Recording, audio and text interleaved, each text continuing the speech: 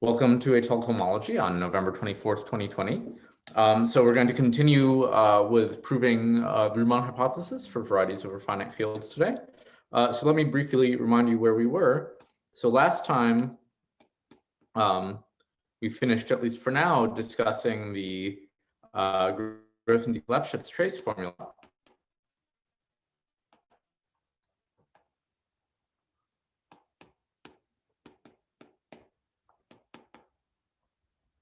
And let me just briefly remind you what that said, and then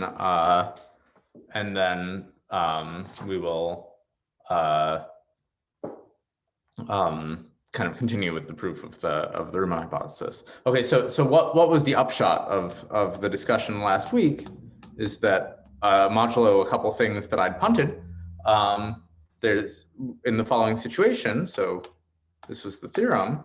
So if you had U0 was a curve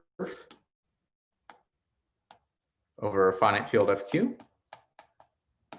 and E0 was a locally constant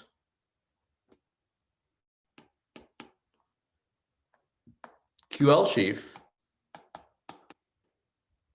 on U0 with L not dividing Q. Then made the following trace formula, which is a generalization of the Lefschetz fixed point formula, which is that if you sum over the Frobenius fixed points of U, so that's the rational points of U0, the trace of the Frobenius at X on the fiber of E at X. So here, if they're knots, it means we're over the finite field. If there's no knots, it means we've base changed to the algebraic closure. And the claim was that this sum was equal to the sum -1 to the R of the trace now of the relative Frobenius, which I just called F, on the compactly supported cohomology of U with coefficients in E.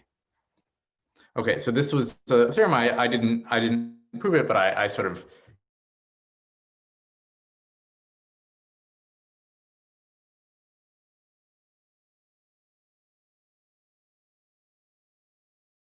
which involves some long digression into understanding traces in terms of perfect complexes. And then, so I'm sorry about that?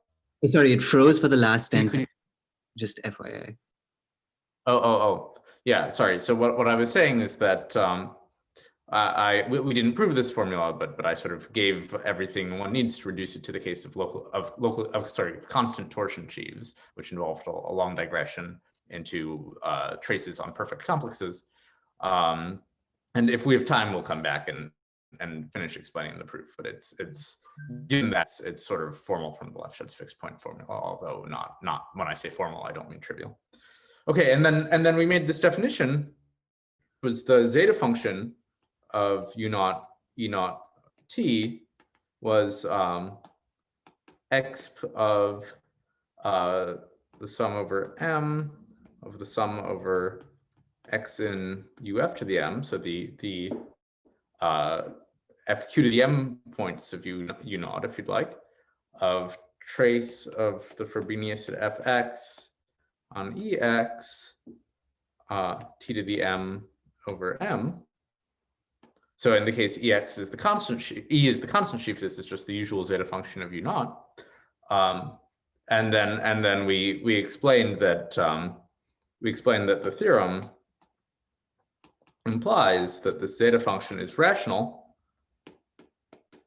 and can be written in terms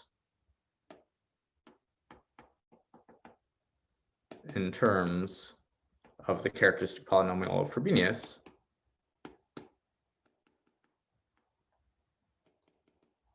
of F on the compactly supported cohomology of E. Okay, so this is just by the exact same proof that the usual zeta functions of varieties are rational. You take the logarithmic derivative of this and compare it using the Lefschetz trace formula to the characteristic polynomial of Frobenius on the cohomology. Okay, so now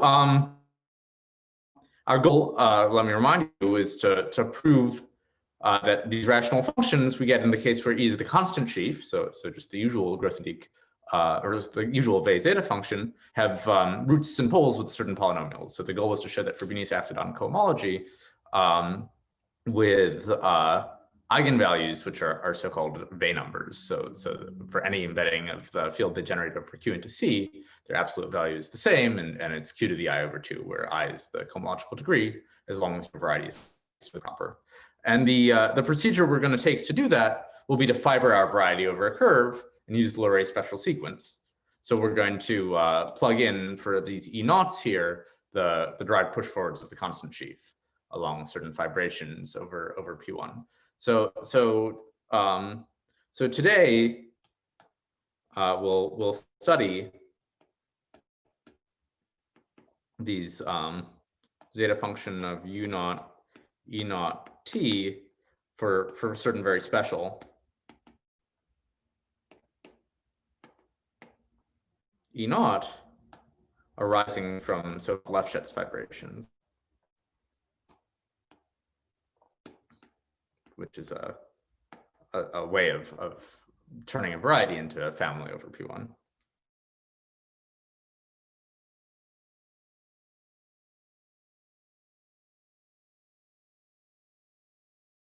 Because it's the main lemma that goes into the proof of the Riemann hypothesis. We'll discuss it a little bit, and then I'm going to kind of sketch out the entire rest of the proof, and then we'll come back and start proving the main lemma and filling in the details. Okay, so let me briefly explain what I mean by these very special E naught. So these are going to be the hypotheses of the main lemma. So here's the main lemma, which this is a slightly main lemma in all caps because it's extremely main. So these are this is sort of the situation we'll try to get ourselves into. So X naught is going to be a smooth affine genus zero curve.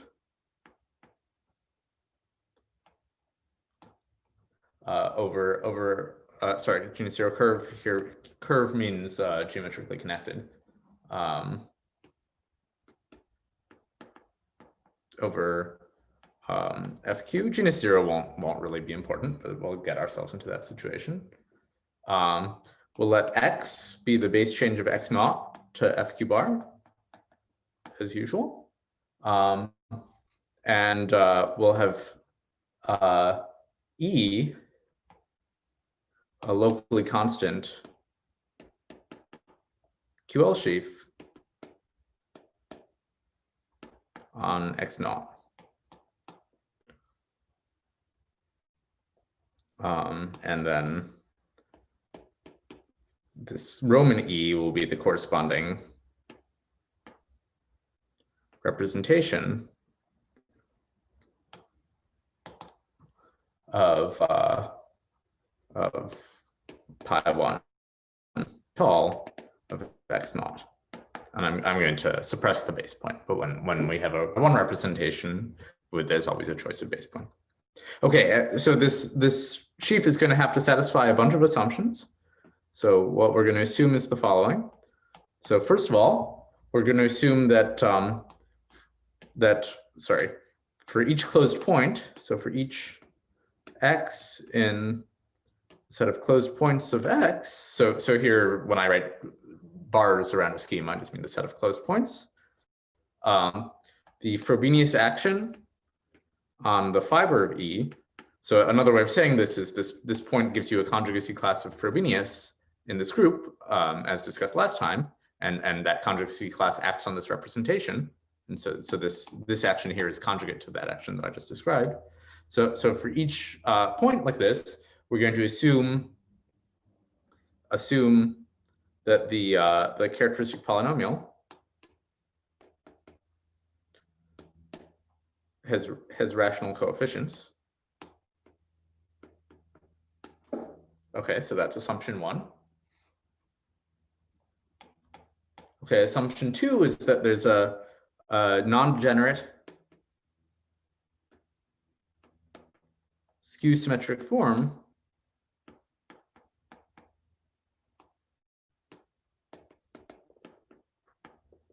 going from E times E to QL of minus N. So ultimately, this is going to come from the couple. So what do I mean by this, by the way? So I mean, these two things are representations. This is also a representation. It's not a very interesting one. So this factors through the Galois group of the ground field. So let me remind you, this is the cyclotonic character tensor powered to the minus n times. So you dualize and take it to the tensor power n. And skew symmetric means that if you pair A and B together, you get minus. You go pair B and A. Okay, and non-degenerate means that for anything you plug in here, there exists something you can plug in here to make the pairing non-zero. Okay, and then finally,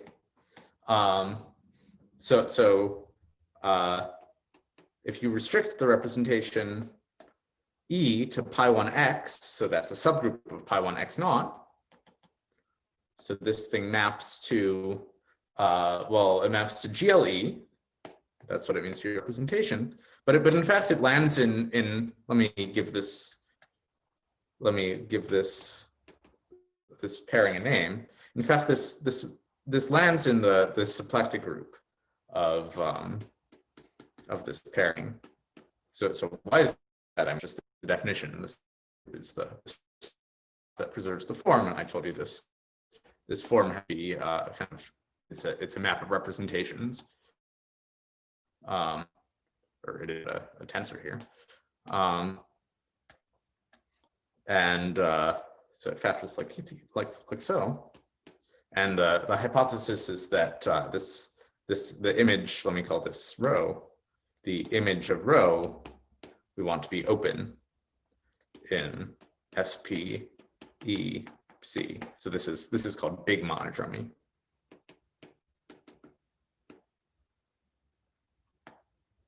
So when one has a locally constant sheaf like this, the representation E is called the monodromy representation. And this is saying that the representation is big image. So in particular, like inside of here, up to some non-uniqueness, there's a copy of SP2G of ZL, where E is 2G dimensional. E has to be even dimensional by the existence of a non-degenerate skew symmetric form. And this is saying that the image has finite index in that ZL subgroup. So this is a very strong condition. Okay, so these are the hypotheses. So before I start saying so then there's going to be some conclusions. But before I start saying the consequences of these hypotheses, are there any questions about the hypotheses? I don't quite understand too, because the QL minus N is that the Hodge structure? No, that's a Galois representation, or I see. This is a representation of the Galois group of FQ, and this group surjects onto the Galois group of FQ. So we view it as a representation of pi1 étale. If you want to, you can also think sheaf theoretically. So it's saying that there's a skew symmetric product on the sheaf E with values in the sheaf QL of minus N, which is just pulled back from the point. Okay. Does that answer the question, Ben? Right, I see. Great. So it's the any other questions? Sorry? I'm surprised about the genus zero part. That's not important at all. I mean, we're going to apply it in the case where x naught has genus zero, but it really will not affect the proof. Yeah, so that you can state this for any smooth affine curve. There's the statement would be, well, yeah.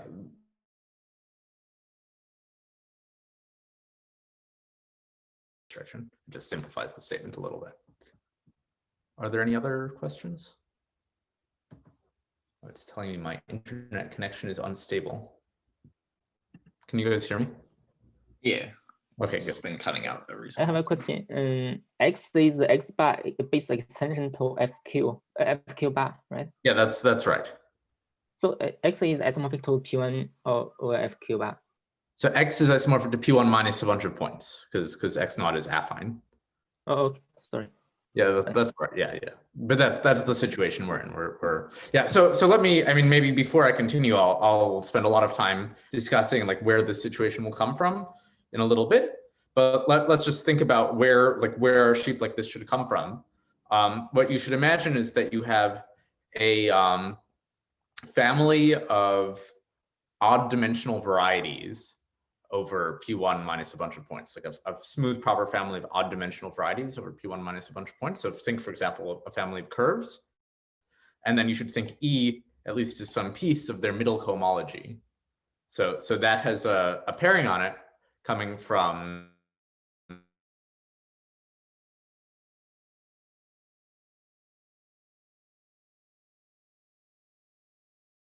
the cut product of classes in odd degree, it's skew symmetric. And then, okay, big monodromy, it's not, if you take a random family, it won't have big monodromy like this, but there's a certain special situation called a Lefschetz vibration where there's a piece of the middle cohomology that's always guaranteed to have big monodromy. That said, I mean, I said that this is a strong condition, but it's also kind of a ubiquitous condition. Like if you, it's not hard to write. I mean, this lemma would not have a lot of power if it was really hard to write down examples of families with big monodromy. So it is like it's a very ubiquitous condition for a family of varieties to have big monodromy on their middle cohomology. And we'll discuss, I mean, for much of today, like how to actually make such families. It's not just Lefschetz vibrations. Right. Are there other questions before I? I'm assuming there's lots of other examples that aren't Lefschetz vibrations that have big monodromy. Okay.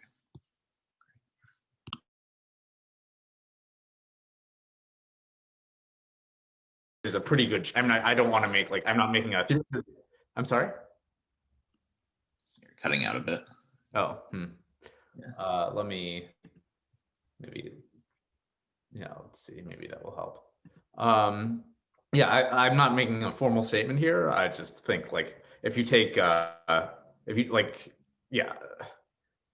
it's if you have if you take a family of varieties, like in general, this is sort of like a vague principle. You kind of expect the monodromy on the cohomology to be as big as it can be, meaning there might be some obvious restrictions, like some cycles, for example, that live in the total space of the family that restrict the monodromy. But morally, one expects it to be big. Okay. So the opposite situation of finite monodromy is quite special. Yeah, that's right. That's okay. Right. Yeah. All right. Any other questions before I continue explaining the consequences of these hypotheses?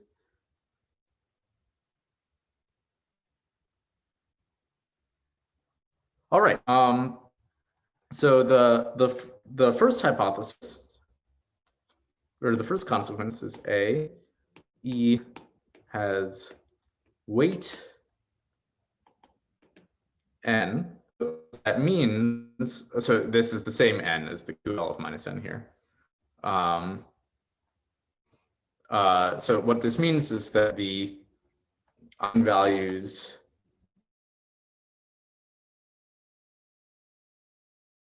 let me just call them alpha of fx on ex have absolute value q to the n times the degree of x over 2, where here for any, this here, x is any closed point.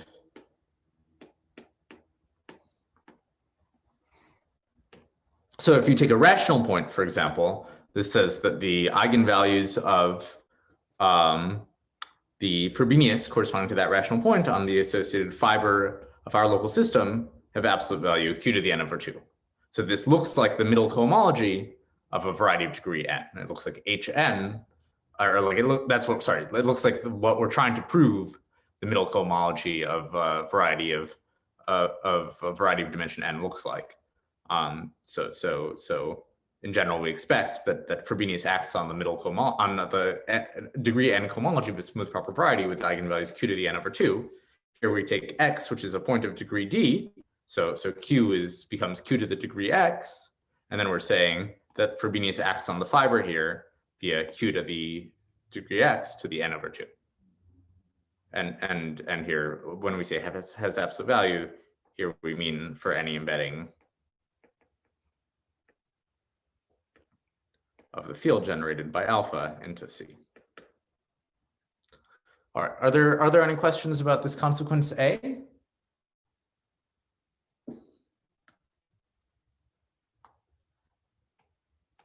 Okay, consequence B is that if we look at relative Frobenius acting on the compactly supported cohomology of X with coefficients in E, this has rational characteristic polynomial.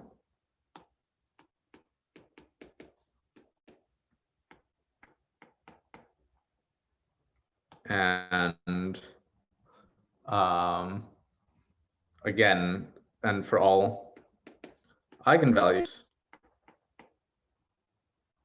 alpha, we have that the absolute value of alpha is less than or equal to Q to the n over 2 plus 1. And I think this less than or equal to should actually be a less than. Yeah. And again,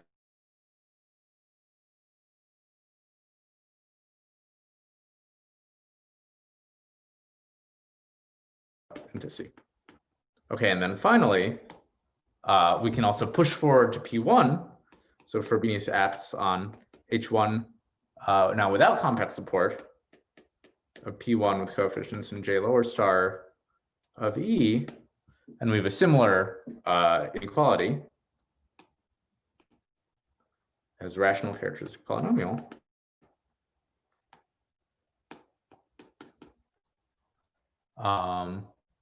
And all eigenvalues alpha satisfy Q to the n over 2 is less than the absolute value of alpha is less than Q to the n over 2 plus 1. All right. So so this is the main lemma. It's more than a page long, so let's take some time to appreciate it.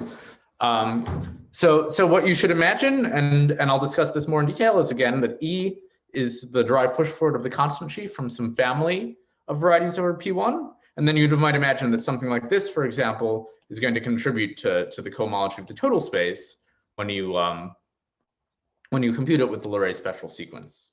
So so the sort of thing that will happen is you'll fiber something over P1, you'll compute its cohomology, and then this will contribute. And what you should imagine is that the thing you fibered over P1 has even dimension. And then this will be the middle cohomology of the fibers. So this is the kind of thing that will contribute to the middle cohomology of our even dimension variety. And then this is the kind of what we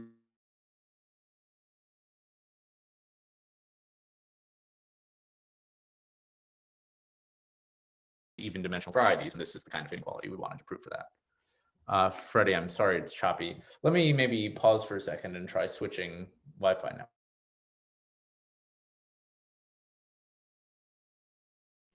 If you turn off your camera, it might be better.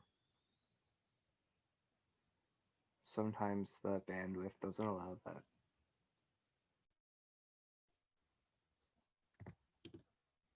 Is this better at all? Yep. Hopefully that will help. I've switched Wi-Fi networks, so we'll see if that works. All right. So, are there any questions about this main lemma?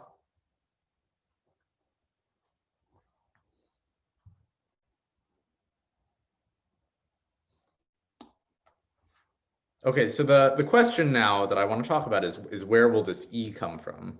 I'll start proving the main lemma after we sketch how we're going to apply it. So where does this E come from?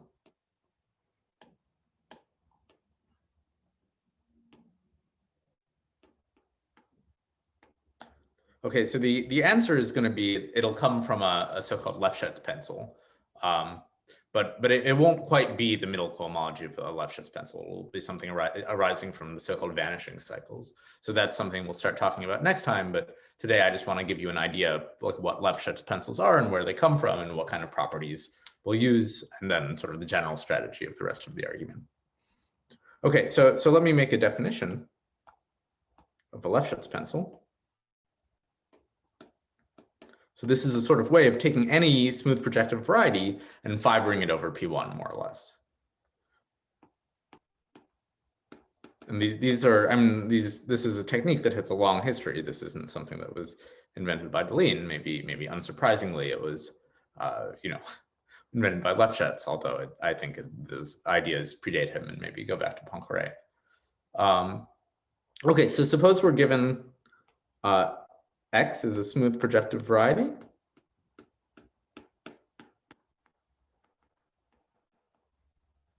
With X embedded into Pn with via some complete linear system L. So here L you should think is a very ample line bundle on X, and then we've taken all the sections and used them to embed in projective space. So let's take, let's take a line curly L. This is a line inside of the dual projective space. So this is a family of hyperplanes, right? So an element of the dual projective space is a hyperplane in Pn, and this is a linear family of such hyperplanes. So this is a linear family of hyperplanes.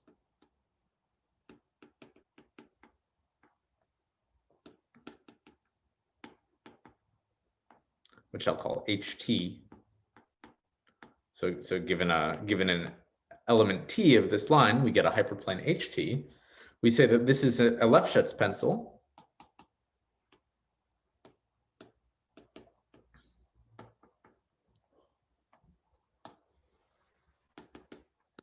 If the following three conditions are satisfied. So first of all, one,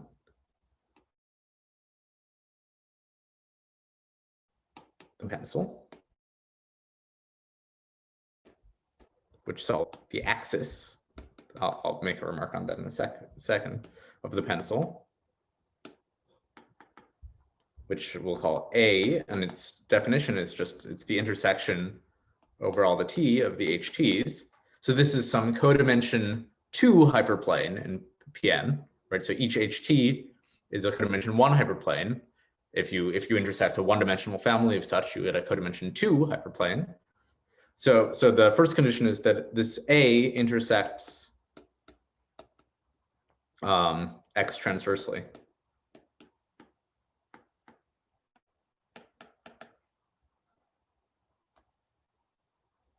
All right.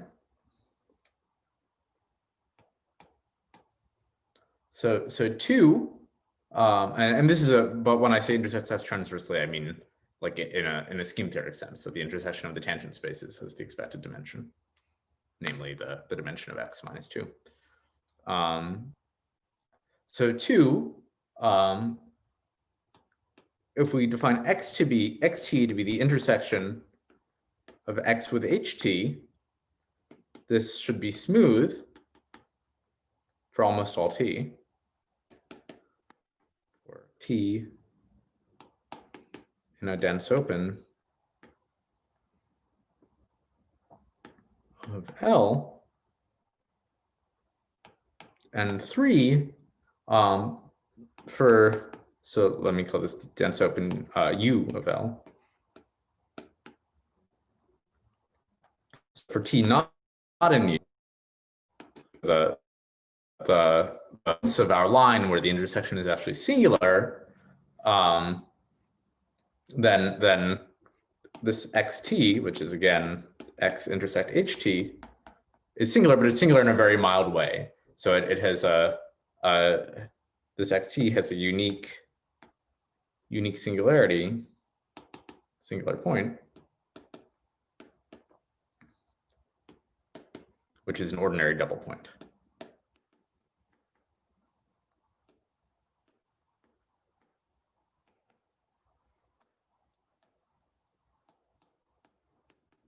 So let me just remind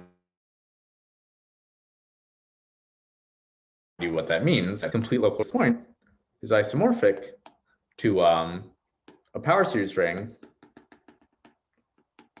in n variables modulo one relation. Well, if that relation was linear, we'd have a smooth point. And here we're modding out instead by a non-degenerate quadric.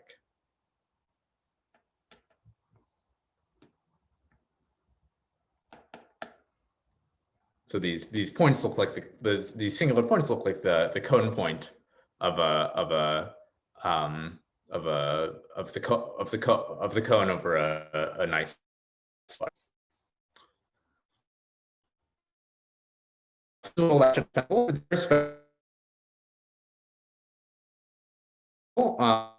Is all.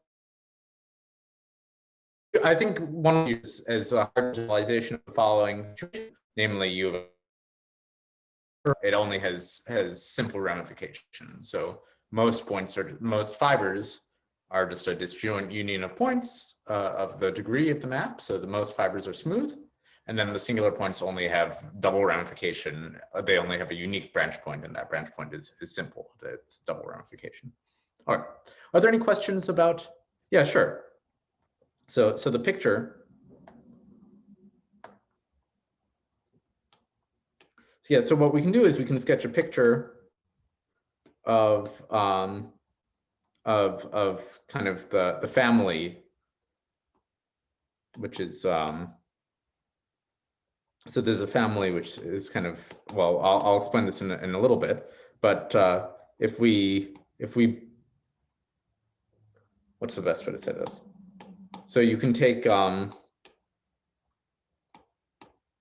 x times L and then intersect with kind of the family of hyperplanes. So this is the family of hyperplanes.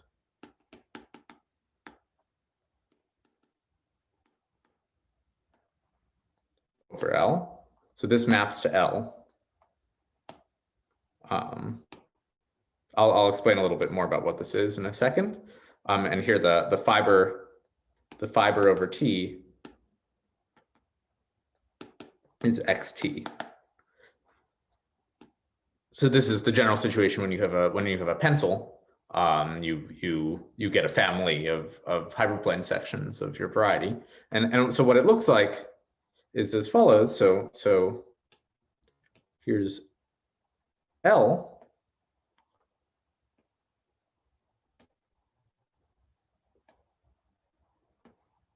And you have a family of varieties.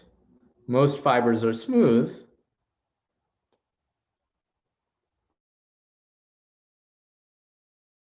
But every once in a while, a fiber with a unique ordinary double point. So let's talk about what an ordinary double point is. So let's just say, for example, these fibers are smooth curves. So can anyone tell me what is an ordinary double point if you have a smooth curve? A node. Yeah, exactly. It's a node. Yeah, so it's saying most fibers are smooth curves, but then every once in a while you'll get a fiber which is a curve, which is a unique singular point, which is a node. So that's one example.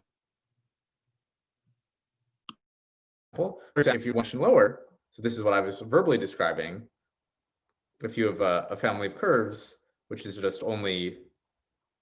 which only has simple ramification at a few points. So here, these are ramification points, and they're all simple. And at any point downstairs only has at most one simple ramification point over it. So this is another example. Another example is you could take a family of quadrics. This is sort of the prototypical example. So take a family of quadric surfaces. And you only ask that you only allow them to contain, like, you only get so you get finitely many quadrics which have rank instead of rank 3, I guess they have rank 2. So that's another example. Is A allowed to be empty? So maybe take x squared plus y squared plus t, z squared equals 0. Sorry, would someone asking? Oh, something? sorry. I was asking if the base locus is allowed to be empty. That is pretty unusual unless I think that basically never happens, right? That'll only happen if you're embedded in P1, right? Because you're taking a line, like the base locus of the pencil is the intersection of a one-dimensional family of codimension 1 things, so it's codimension 2. Okay. So it should always get a point.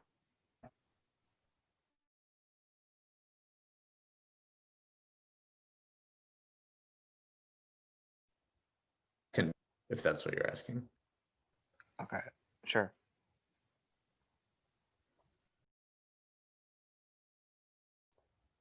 That is what you're asking about? Yeah, makes sense. No, I see. Yeah, I mean, yeah. So, but it's very unusual. So if X here will be embedded, you know, usually kind of positively, and you would expect there to be base locus. Okay, so here's a question: do Lefschetz pencils exist? Like I gave you some examples, and I think this example is kind of the clearest one. So what you should think about. Example. Again, we have, let me just draw this is A1T. So for T non-zero, you get a nice smooth quadric surface. This is T not equal to 0. You get a nice smooth quadric surface with its rulings. Here, I should be maybe working over the complex numbers, so they're really not uncharacteristic too, if I want to write this. Here, what happens at T equals 0? We get a quadric cone.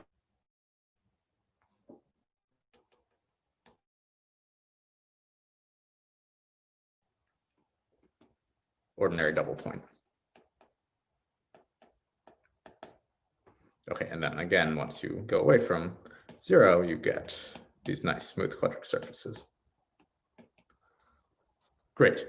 So what is the virtue of these things? So first of all, they're extremely ubiquitous. We'll see that we'll be able to like basically turn any variety into a Lefschetz pencil in a second, or any smooth projective variety into a Lefschetz pencil in a second. But then the other kind of cool thing about these is that it's extremely easy to compute the monodromy. So we're not going to do this today. Hopefully, we'll do it by the end of the class.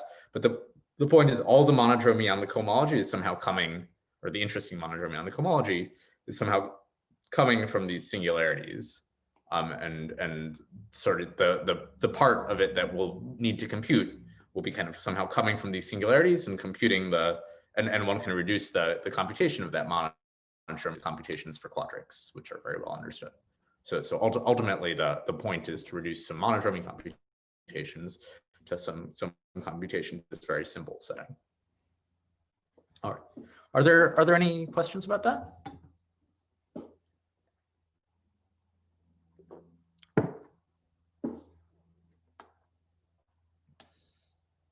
Okay, so here's the main theorem on the existence of Lefschetz pencils.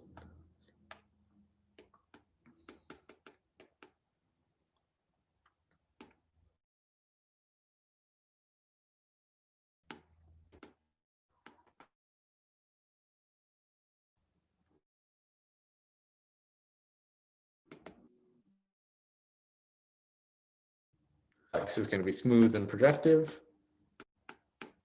Oh, an algebraically closed field. And L is going to be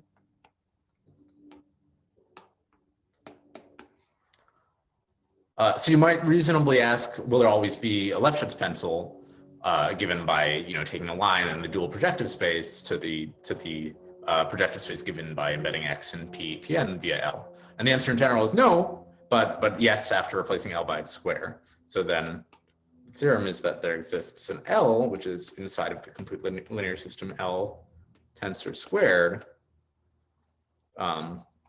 such that L is a Lefschetz pencil.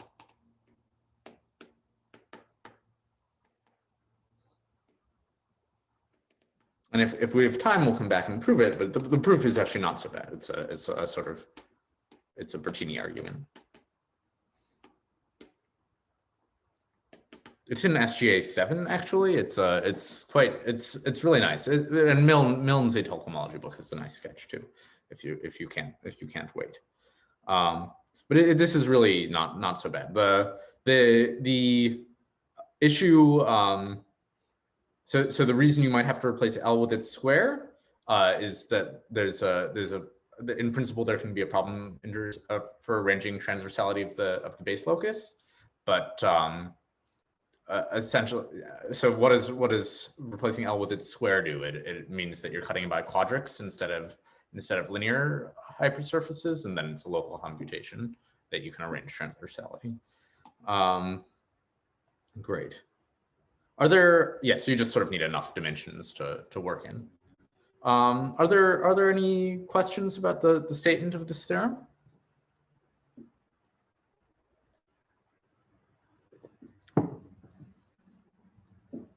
Okay, so given this, now let me explain the strategy of the proof of the Riemann hypothesis.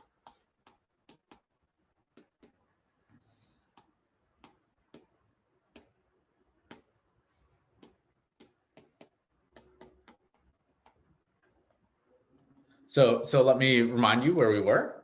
So here, x0 is going to be a smooth and projective even dimensional variety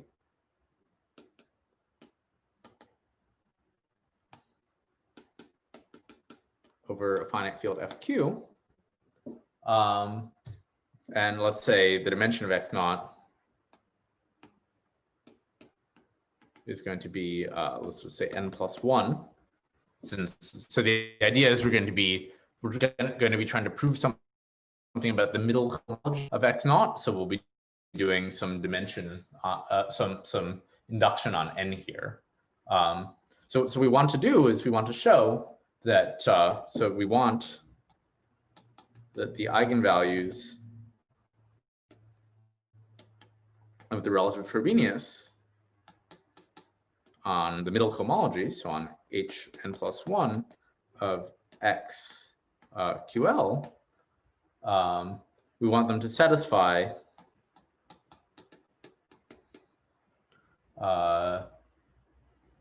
that q to the n over 2 is less than alpha, so less than equal to is less than equal to q to the n over 2 plus 1. Okay, and the idea will be to prove this by induction on the dimension. So first of all, so step 1 will be, without loss of generality, we can assume X admits a Lefschetz pencil.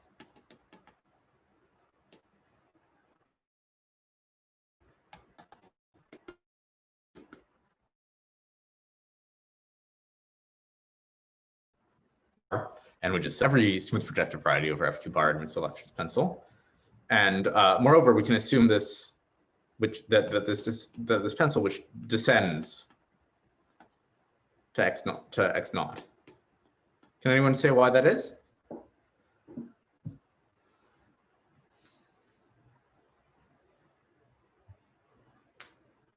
So a Lefschetz pencil is some line. That line is defined by some linear form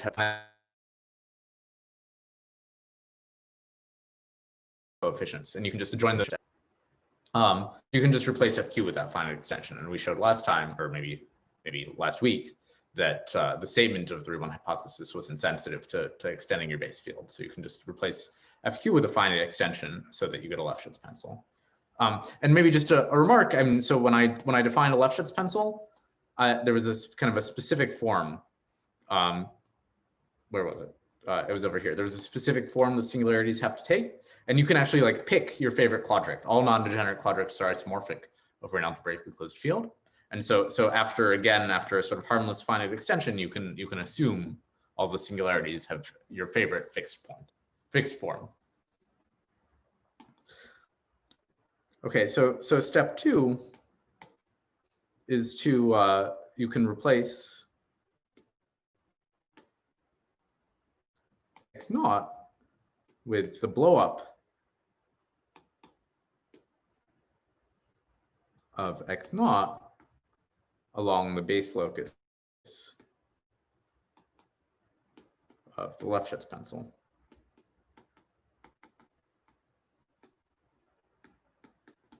And what is this blowup? It's this family we wrote before. It's the same as x times L fiber product over L with the sort of family of hyperplanes. And this thing maps to L. So this thing is fibered, which is fibered over P1, which is a family over P1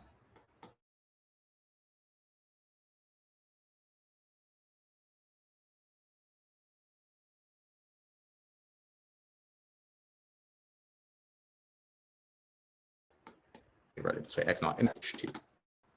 Okay, so why can we make this replacement? Like, why is it enough to prove for the blowup? Well, one needs to compute what the cohomology of a blowup looks like. But the point is that the cohomology of the blowup is built out. So this is just a sketch, so I'm going to do all of these steps later. It's built out of the cohomology of x and the cohomology of the base locus of x intersect the base locus. And what is this? This is a codimension 2 variety. Right. So both of these are even dimensional varieties, right? So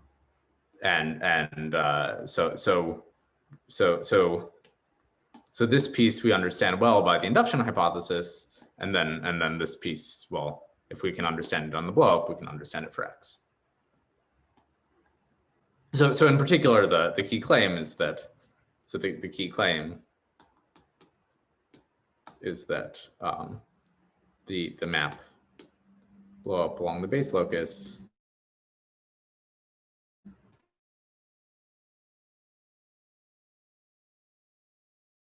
uses from the cohomology of x to the cohomology of the blow. Okay, so the content of this is that we can assume that x lives in a family over P1 with very special fibers. So the generic fiber is smooth, and the singular fibers have unique singular points, which are all ordinary double points. Okay, so now let's look at the Leray special sequence. So we can assume, let me write this, so we can assume we have x to P1, which is a so-called Lefschetz fibration.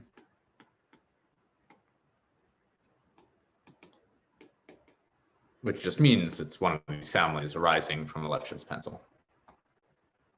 And let me call this map pi. 3. So step 3 is that now it's enough to understand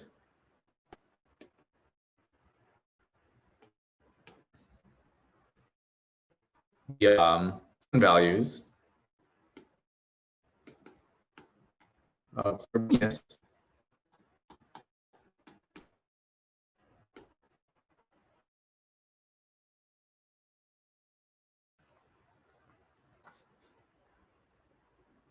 on the pieces, on the parts of the Leray special sequence, kind of which are contributing to the middle cohomology of x. So what are those things? So those are H2 of P1 with coefficients in Rn minus 1 pi lower star QL.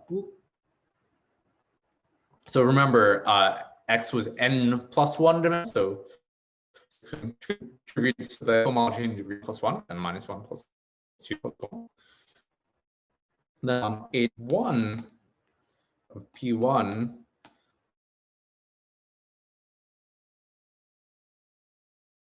with our QL coefficients. So this is going to be the most interesting one.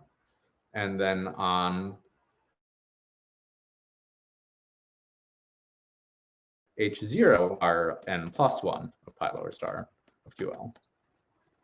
Okay, so let me indicate how, let me call this A, B, and C, and let me indicate how we're going to approach each of these. Okay, so for A, we're trying to understand H2 of P1 with coefficients in Rn minus 1 pi lower star QL. Okay, so the amazing fact, which we're going to see when we study Lefschetz vibrations, is that this is actually going to be a constant sheaf.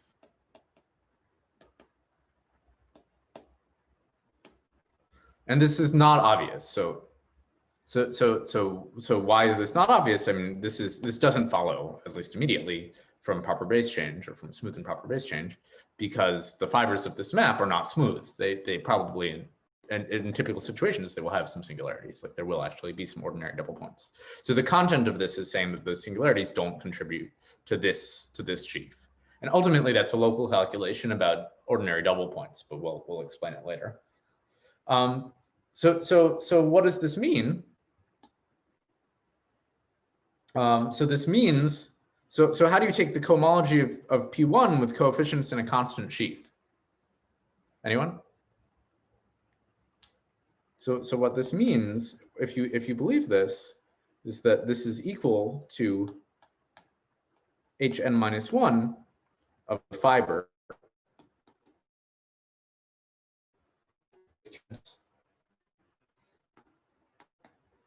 by minus 1. Well, sorry, here is smooth fibers. Well, if we have a constant sheaf, we can use proper base change to compute what it is on one of the fibers. And then, well, what's H2 of P1? It's QL of minus 1. So we get the cohomology of the fiber twisted by QL of minus 1. So this is a smooth fiber. Let me actually call this XT or something. Okay, so how do we understand this thing? Any thoughts?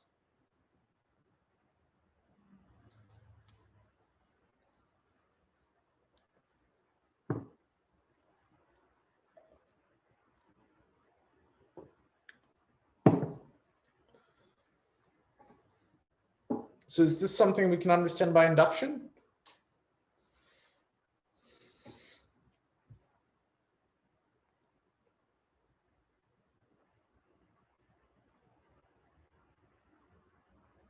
So let me remind you, the dimension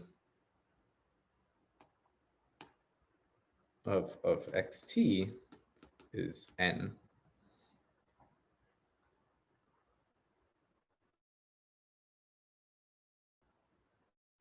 Okay, so we can't use the hypothesis, and there are two reasons why. So one reason is that n is an odd number, and the induction hypothesis was just something about even dimensional varieties. And then two is that this is not the middle cohomology of xt, because n minus 1 is not equal to n. So does anyone see a way like one might be able to get into the situation where you have an even dimensional variety and you're looking at its middle cohomology?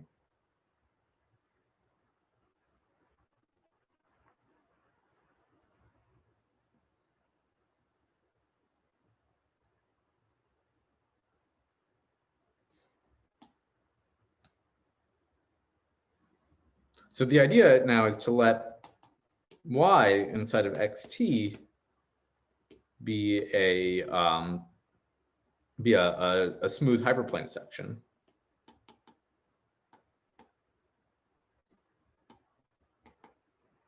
Which exists by Bertini.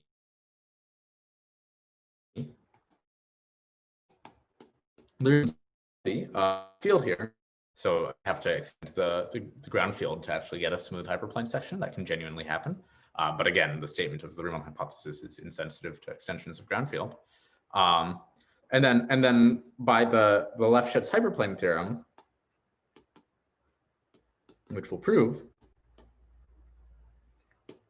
I mean, I've sort of indicated something about this, the cohomology Hn minus 1 of xt QL will inject into Hn minus 1 of y with QL. And here y, so the dimension of y is n minus 1, because we've taken a hyperplane section of something n-dimensional. So this is the middle cohomology of an even dimensional variety.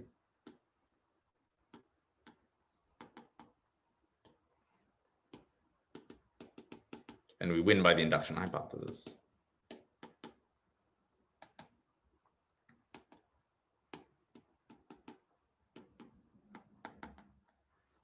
All right. So are there any questions about this? So you have to think a little bit. So what you end up getting is, if you look at the eigenvalues of Frobenius here, we know by the induction hypothesis that they live between q to the n over 2 minus 1 and q to the n over 2 and q to the n over 2. And then when you twist by this minus 1, that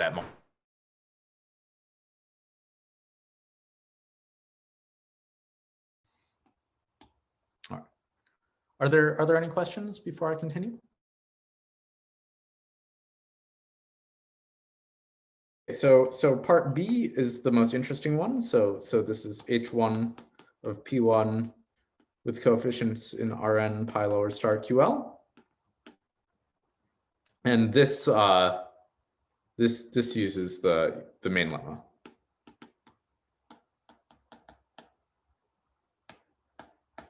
So I'm going to discuss this next time, hopefully. But the strategy here is to try to understand this sheaf well. So this sheaf is here the fibers are odd dimensional varieties of dimension n. So this is their middle cohomology. This will have a skew symmetric pairing on it because coming from the cut product. So this is something that looks like something that we might be able to apply the main lemma to. Unfortunately, the monodromy for this sheaf in general will be big. So it won't in general be all of sp2g, but there will be a piece of it where it's big. And so the strategy will be to break this into 3 pieces. So one of which we can apply the main lemma to, and then 2 others which will turn out to be constant. And then we can understand them via these kinds of techniques. Okay, so this is going to be next time.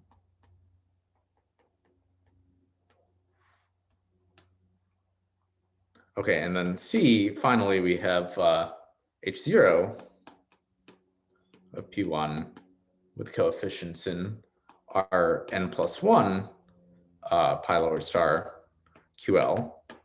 So in good situations, meaning situations we can arrange, this will also be constant.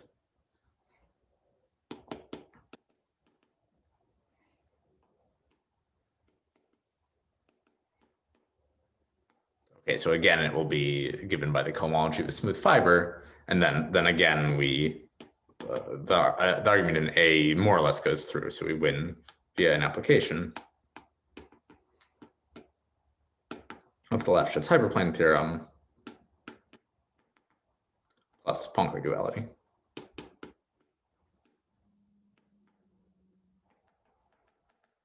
All right, are there any questions about this? So this is the strategy, and we're going to start executing it soon. So I owe you a few things.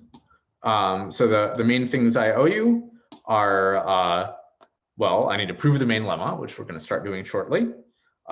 We need to understand the monodromy of Lefschetz vibrations. So we need to understand in particular, why is this constant? We need to understand the Lefschetz hyperplane theorem, which we're using here. We need to understand this step. So in particular, that will involve an analysis of the monodromy on this sheaf. And then we need to understand why this is going to be a constant sheaf in good situations. So I owe you quite a lot. The first thing is going to be the proof of the main lemma, which maybe let me pause for 10 seconds if there are questions. And then if not, we'll start proving the main lemma.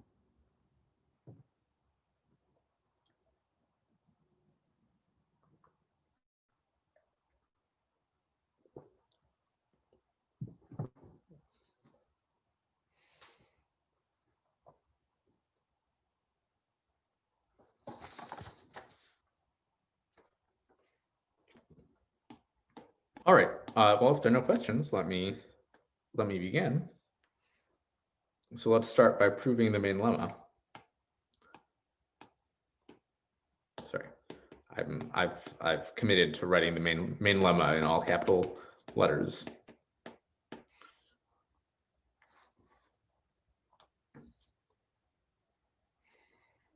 Okay, so let's prove the main lemma. So what's the first thing we have to prove? So let me remind you what the setup was. So the main statement was we had, so here E naught was a locally constant QL sheaf on X naught with Frobenius actions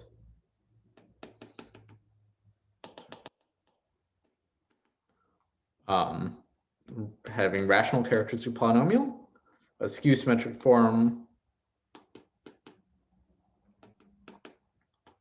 C from E times E to QL of minus N, and big monodromy.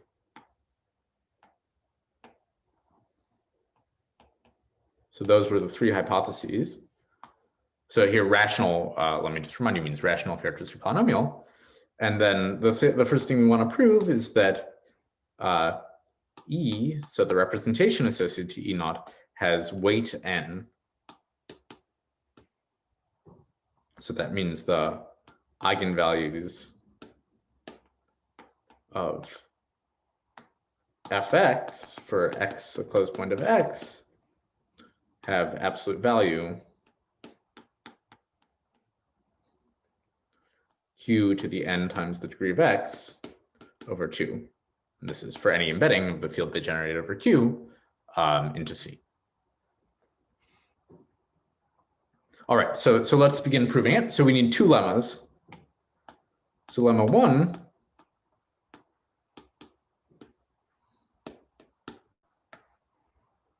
is going to be that if we take the 2kth tensor power of E, so this is the representation associated to our sheaf, and take the pi1 coinvariance. This is going to equal a direct sum of copies of QL to the minus Kn to direct sum to some big power.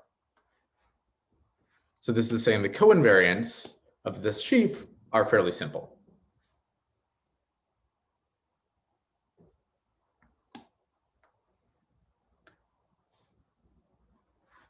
All right, and lemma 2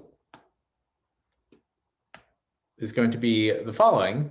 So namely, we can reduce this statement about having weight n, so about these eigenvalues of Frobenius, to something about the radius of convergence of the zeta function of this sheaf. So namely, if for all k, the zeta function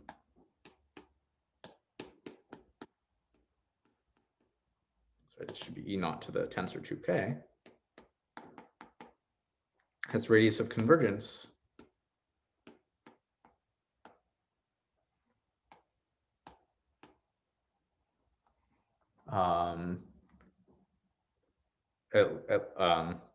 well, let's say, let me just write it. It converges for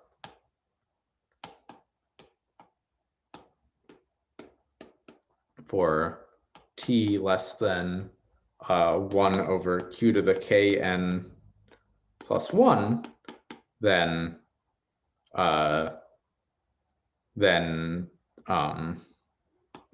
E has weight. Okay, so this is some analytic statement. Okay, so let me explain first of all why these lemmas imply this statement. Okay, so lemmas imply the main lemma part A.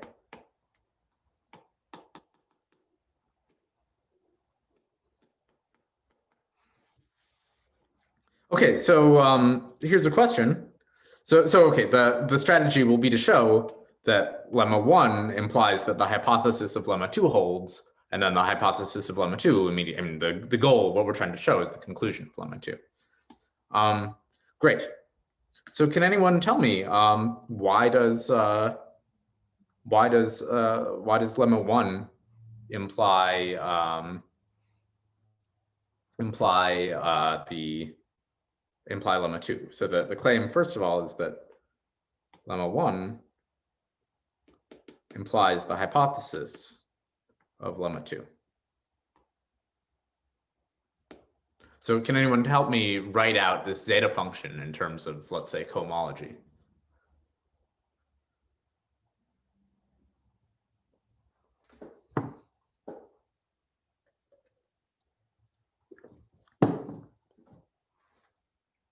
Well, this zeta function of x naught, sorry, of x naught with the sheaf e to the tensor power 2k t, well, what does it look like? So it looks like some polynomial coming from h1 with compact support with coefficients in e, and then something with h0. So, and what are these somethings? The determinants of 1 minus relative Frobenius times t acting on h0 of the same thing. And then here's determinant of 1 minus f star t h2. Oh, sorry, this should be e to the tensor 2k here. And all of these things are e to the tensor 2k. Okay, so which of these affects the radius of convergence?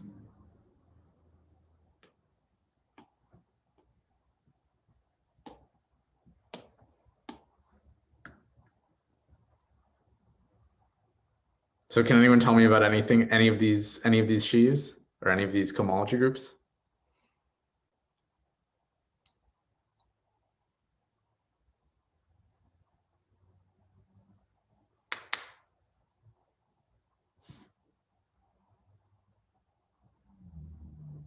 Okay, well let's just look at this. So h0 compact support of x naught e naught to the tensor 2k is just going to equal 0 because x naught is assumed to be affine. So compactly supported h0 on an affine thing is always 0 unless the thing has a 0-dimensional component. So this is just 1. All right, what about h2? So let's look at h2 compactly supported of x naught e naught to the tensor 2k. Sorry, this should be of e, x and e here. So can anyone help me compute this? How would you compute h2 with compact support on a curve?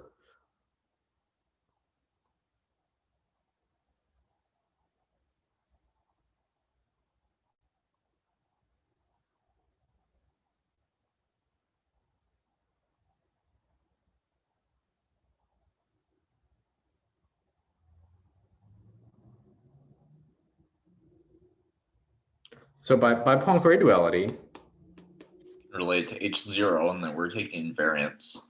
yeah, so it's h0 of x e dual Twisted for by 2k something. twisted by 1 or minus 1. We're taking invariance. Right, it's twisted by 1 here, and then we're going to take the dual here, right? Mhm. Great.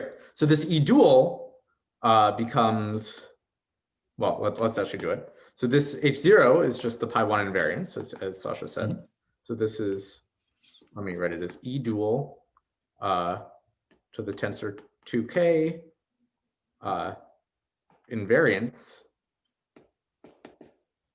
dual, which is going to be e to the tensor 2k. Sorry, there's a 1 here. Maybe let me put the 1 outside. So the 1 goes inside the outer dual, but outside the tensor product. So this becomes e co-invariance and then minus 1. Great. Okay, so what does this say? So this, we know what this is. So this is by lemma 1. This is, well, the co-invariance of a tensor power of e we're just a direct sum of copies of QL of minus KN, and then we get a -1 from the twist by -1. So we get a direct sum of these things. So what does this say? It says that this zeta function of x0 e0 t is some polynomial coming from H1 over, well, now we know what happens from H2. We just get a power of 1 minus q to the kn plus 1 times t to the n. Okay, so that tells us what this is. Just because Frobenius acts on this thing by q to the kn plus 1. Okay, and now this thing evidently converges. I mean, if you look at the Taylor series expansion, it converges for t less than 1 over q to the kn plus 1, because this is the unique pole, 1 over q to the kn plus 1. So this satisfies the hypotheses.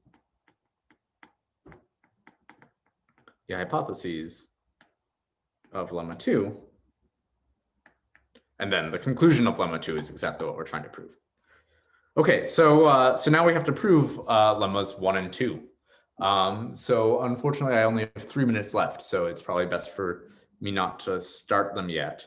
Maybe I'll say a couple words verbally in the last 3 minutes, and then we'll do details next time. So this here is actually a purely representation theoretic statement about SP. So if you take the co-invariance of pi1, that's something that only sees the Zariski closure of pi1. Like taking co-invariance is an algebraic operation, so it's insensitive to replacing a group with its Zariski closure. And the Zariski closure is all of SP2G. So this is a statement of saying, so suppose you take the standard representation of SP2G, look at its even tensor powers, can you write down the invariance in terms of the symplectic pairing? And the answer is you can, yes. So I'll explain that next time. And then this is like follows from the product formula. So you write this as a product over the you write the zeta function as a product over the fq to the k points of x0, and then just stare at what it means for the radius of convergence to be what you think it is, or to look like this. And so both of these. So here this is a non-trivial but essentially elementary statement about representations of the symplectic group, and this is like elementary complex analysis, I guess. So we'll do those next time, and then we'll move on to part B of the main lemma. All right, are there any questions before I stop recording?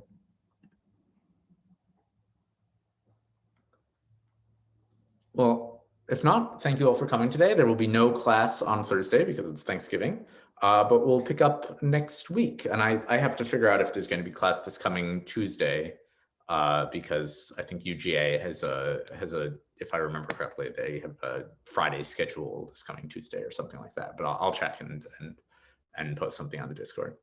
All right, happy Thanksgiving, everyone who celebrates it, and thank you all for coming, and have a great break.